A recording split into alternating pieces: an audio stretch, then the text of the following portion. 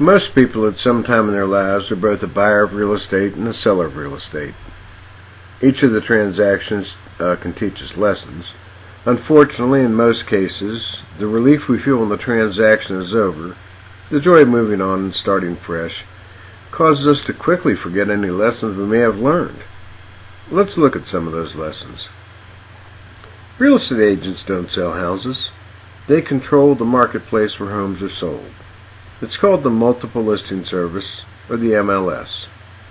Buyers buy because of 4 factors. 1, they're aware of the house and it meets their wants and needs. How do they become aware of it most often? Well, they sit down with a real estate agent who enters their criteria into the MLS and looks for matches. With modern MLS databases, it's really that simple.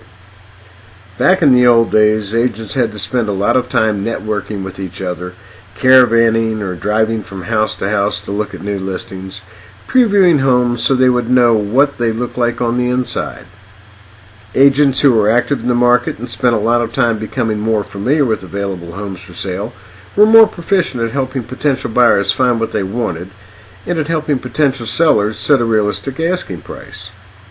The service the public received was paid for and worth it because the average consumer didn't have the time or ability to become knowledgeable about the market themselves. Before the internet, the MLS was done on paper, and the only picture of the home, if any, was a black and white photo of the front of the house. You had to actually drive to the property to see out back or the inside. The internet changed all that. Now an agent can look at over 24 high-resolution full-color photos online. They can look up tax assessment, sales and marketing, the history of the property, and pull up satellite images of the neighborhood. As you can see, the internet changed everything, except the big price agents were able to charge for their services. Well, everyone can access the internet, but real estate agents have successfully kept access to their MLS limited to their own dues-paying members. Not to worry. All the dues-paying members syndicate their listings, so the listings that are put in the MLS are available to every buyer that has an internet connection and a computer and the ability to search. Now, the members of the MLS gladly pay for that service because they can recover the cost by charging large fees to the sellers or buyers. The second factor that causes a home to sell is the right price. Set too high a price and you might as well not even be on the market. How can you tell if your price is too high? Well, one of 2 ways. Either you get a lot of showings, but no offers, or no agents even bother to show up at your house. Of course, your home must be listed correctly in the MLS database, but assuming that it is, the pattern of activity will let you know if you're priced too high. The third is location. Homes aren't easily or cheaply moved, so your location makes a lot of difference in the price and desirability of your home. That includes the neighbor with the ugly house, the amount of traffic on your street, the school district you're in, and even the registered sex offenders that might live nearby. Last is condition. Does your home look like it needs a lot of work, or is it well maintained with modern finishes and mechanical systems?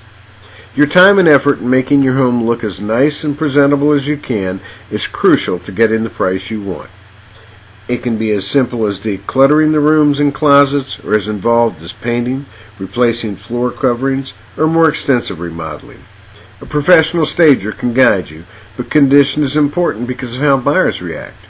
Everyone wants to live in a nice home, and they'll buy the nicest home they can find if the location and price are comparable. Did you notice that among the factors that cause a home to sell, I didn't mention the real estate agent? To be fair, the agent does need to respond to phone calls, answer emails, and generally be responsive when other agents with prospective buyers need information in order to make an offer on your home. But the agent doesn't sell your home. The price, condition, location, and MLS exposure do. If my dog could properly enter your home in the MLS and answer the phone, my dog could sell your house. If the agent could sell your house, they'd open the door for a potential buyer and the buyer would look inside and say, "Yuck, this isn't the home for me," at which point the agent would say something brilliant and the buyer would say, "Wow, that was brilliant. I think I will buy this house after all. That would be selling a house. Never happens that way. Buyers walk into a home and they either like it or they don't. It's really that simple. The agent's job who listed your home for sale is to get you maximum exposure and to represent you and your interest during negotiations between you and the potential buyer of your home. The focus really is on representation rather than sales. That's why they're called real estate agents, not real estate salespeople. MacArthur wants to help you understand how the location of your home affects the price at which you should list your home. Then we correctly enter your home in the MLS with plenty of pictures, and we syndicate it, which is the fancy way of saying we allow it to be picked up and copied into various real estate sites like Homes.com, Yahoo, Realtor.com, Zillow, Trulia, and many more. We don't play cheerleader for your house. Did you buy your last house because your agent talked you into it? Of course not. You bought the home because you liked it. You like the location and condition of the home compared to the other homes in your price range. Today's buyers are no different. They're well informed, and they're able to compare many homes to find the ones that meet their criteria and represent the best value.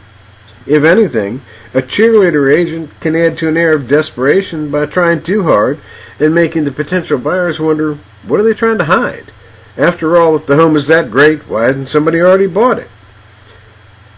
That's why our listing agreements are always around 90 to 95 days long. Most homes that are priced correctly for their condition and location will be under contract within that time frame. If a home sits too long, buyers will wonder what's wrong with it. Rightly or wrongly, it becomes somewhat stigmatized. That's not good for the seller, it's not good for us.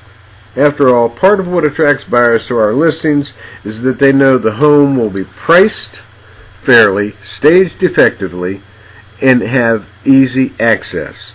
It's important for us to have good listings that sell quickly. When it comes right down to it, a home that doesn't sell, it's overpriced. It's only the agent's fault if they haven't tried to convince you to lower the price. Since you, the seller, are the final decision maker when it comes to the asking price of your home, it's not really fair to blame the agent, is it?